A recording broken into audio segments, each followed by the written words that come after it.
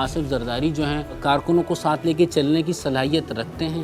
جو کیرسما شہید محترمہ بے نظیر بھٹو اور شہید ذوالفقار علی بھٹو کا تھا وہ یقیناً اب نہیں ہے. صدر صاحب کا رویہ اسی دن نوٹ کر لیا تھا. آپ ساری سیکیورٹی خود لک آفٹر کر رہے تھے. 150 گارڈز کس نے واپس بھیجے؟ اپنے دوستوں کو بلا کے انہوں نے ایک دفعہ پوچھا کہ تمہاری سیکیورٹی کی ذمہ داری تھی، تم لوگوں نے کیا کیا اس سیکیورٹی؟ خالد شہنشاہ کو کیا آصف زرداری صاحب نے متعین کیا تھا؟ خالد شہنشاہ کو آصف زرداری صاحب نے بھیجا تھا. خالد شہنشاہ کا زیادہ تعلق آصف زرداری صاحب کے ساتھ امریکہ میں تھا.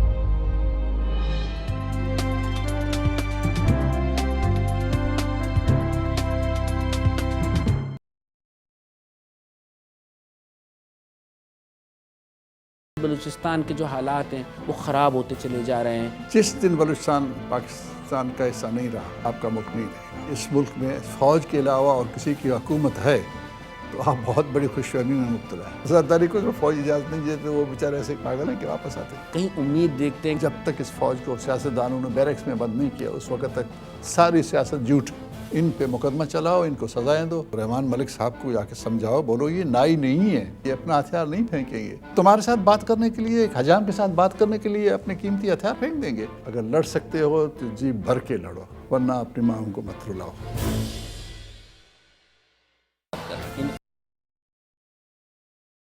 وہ کون سا انقلاب ہے اس کی آپ بار بار بات کر رہے ہیں؟ انقلاب کا تاثر ضرور یہ بنتا ہے کہ کسی خونی انقلابی کی بات ہو رہی ہے. تو آپ سمجھتے ہیں کہ اسٹیبلشمنٹ تھی وہ خائف تھی؟ 17 سالوں سے یہ ٹوپی ڈرامہ، یہ تماشا ہمارے خلاف یہ پروپیگنڈا ہو رہا ہے. ملٹری انٹیلیجنس کے لوگ بھی آپ سے رابطے میں رہے، ISI کے لوگ بھی رابطے میں رہے. میثاق جمہوریت میں یہ لکھا ہے کہ ہم اعلی کار بنتے رہے اسٹیبلشمنٹ. اب جو ہم نے اللہ سے توبہ کیا. عام آدمی کی زندگی میں کوئی فرق نہیں آ رہا ہے. ہم انہیں 1000 ارب روپے کے وسائل دینا چاہتے ہیں. تو ٹارگٹ کلنگ میں آخر کون لوگ ہیں؟ لینڈ گریبنگ کہاں ہو رہی ہے، اسلحہ فروشی کہاں ہو رہی ہے، منشیات فروشی کہاں ہو رہی ہے. یہ وہی علاقے ہیں بدقسمتی سے جہاں ANP کا اثر و رسوخ ہے.